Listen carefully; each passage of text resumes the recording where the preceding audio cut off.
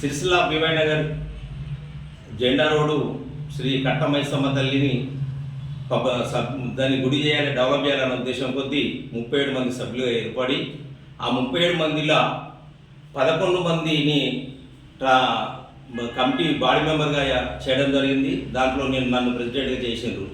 ఆ తర్వాత మేము డొనేషన్లకు పోతున్న సందర్భంలో ఒక పెద్ద మనిషి దీన్ని ట్రస్ట్గా చేయండి, ట్రస్ట్గా చేస్తే మీకు గుడికి మంచి ఆదాయం ఉంటుంది, మంచిగా ఉంటుంది, దీనివల్ల ప్రయోజనాలు ప్రభుత్వం తరఫున కూడా మీకు లబ్ధి పొందుతుంది అనడం వల్ల దీన్ని ట్రస్ట్గా చేసినాం.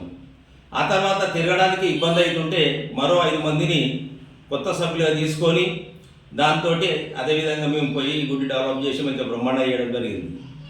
అయితే అప్పుడు చేసినప్పుడు సందర్భాలల్లో గుడికి చందాలు పోయే సందర్భాలల్లో మా కమిటీ సభ్యులు ఎవరైతే ఉన్నారో వాళ్ళు ఇవాళ తిరగడానికి పోతే వాళ్ళకు దావత్ పెట్టాల్సిందే, దావత్ పెట్టకపోతే రాకపోవడం, నేను అరే దేవుని సొమ్ము తినద్దా, ఇది అన్యాయం, మనకు మంచిది కాదు అంటే తెల్లారి బంధు, మళ్ళీ తెల్లారి పిలిచి బదిలాడి రండే అని మీ దండం పెడతా అని చెప్పి రమ్మంటే అప్పుడు సభ్యులు వస్తారు. ఈ రకంగా దాదాపు ఏం లేదని ఒక 2 లక్షల చిల్లర ఇది ఎక్కడ తిన్నాము, ఎక్కడ తాగినాము, ఎక్కడ చేసిన విషయం మీద క్లారిటీగా ఉంది. ఇది 2013 లాస్ట్ వరకు 2013 లాస్ట్ వరకు 2 లక్షల చిల్లర అయింది, 2,17,000 అయింది.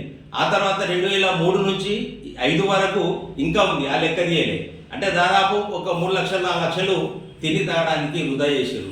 ఈ వృధా చేసిన సందర్భాలలో నేను ఇది కరెక్ట్ కాదు, అమ్మారు సొమ్ము మనం తినడం తప్పు, కాబట్టి మనము దాన్ని పైసలు మనం మనిషి కింద చెల్లించాల్సిందని నేను వాళ్ళకు ఈ విధంగా చెప్పడం జరిగింది.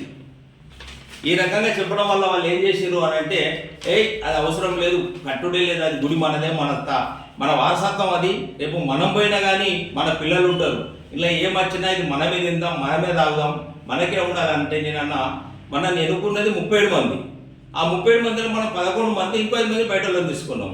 కాబట్టి వాళ్ళు ఎటువరు వాళ్ళు ఖచ్చితంగా ఉంటారు అన్న కాంచేలి ఇక వాళ్ళకు ఇలా తినే ఆదాయం అవుతుంది, కాయ ఆదాయం అవుతున్న ఉద్దేశం కొద్దీ నా మీద విపరీతంగా ప్రయత్నాలు చేసి మరి ఒక రకంగా బ్లేమ్ చేసే ప్రయత్నాలు కూడా చేస్తున్నారు.